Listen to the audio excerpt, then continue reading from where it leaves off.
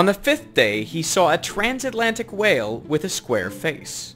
That's from a research paper about a 24-year-old guy known as Z. He approached a couple of researchers in the 1930s to ask if they could help him stop sleeping. He was convinced that sleep is a habit, and that with proper procedures the habit could be broken. On several occasions, he had gone without sleep for 4 or 5 days. It's one of a whole bunch of really weird sleep experiments from 50 to 80 years ago. In this one, the guy, Z, thought that if he could be stimulated by tasks and other people to stay awake for more than a week, he'd get a second wind and never need to sleep again. He'd break the habit. So the researchers gave him a typewriter and asked him to type for 30 minutes a day, marking each minute of typing.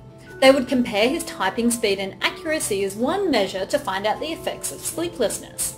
Throughout the 10 days of not sleeping, his pulse, blood pressure and the chemicals in his pee all stayed the same. He did a bunch of intelligence tests every day and his marks barely changed. But his typing speed declined, and after day 4, Z couldn't type anymore. He couldn't fixate on letters and numbers, and he said his eyes were sore. Still, Z stayed up and didn't complain about mental or physical fatigue. He did become easily irritated. He started reporting hallucinations and he mistook his desk for a drinking fountain. On the last day of the experiment, he wrote a nice poem, link in the description, and when the experiment ended, he slept. The researchers concluded it was possible to go with practically no sleep for 10 days without any known physiological effects or damage to mental function. Similar studies found no known damage from sleeplessness.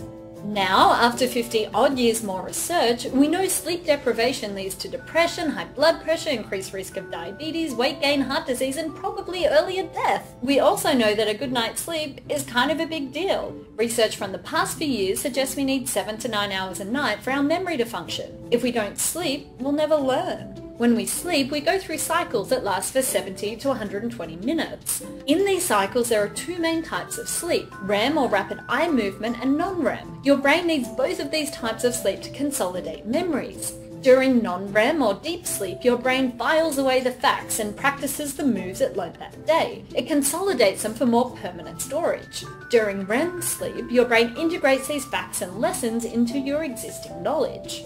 In one study, 2 groups had to learn a set of new words, some real, like cathedral, and some made up, like cathedral.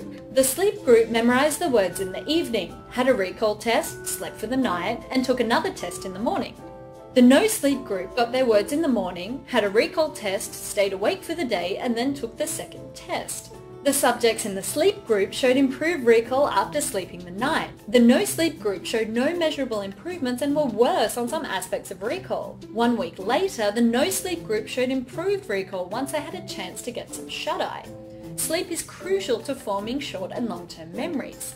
And fully knitting information into your memory requires 7 to 9 hours of sleep. 50 years ago, 3% of working Americans reported getting less than 6 hours a night. Now it's 30%. Cutting off the last 2 hours of the night means you're missing out on your most important REM time. The next time you feel like your life is over capacity, don't pull an all-nighter or a 10-day no-sleep binge. Science says it's best to sleep on it.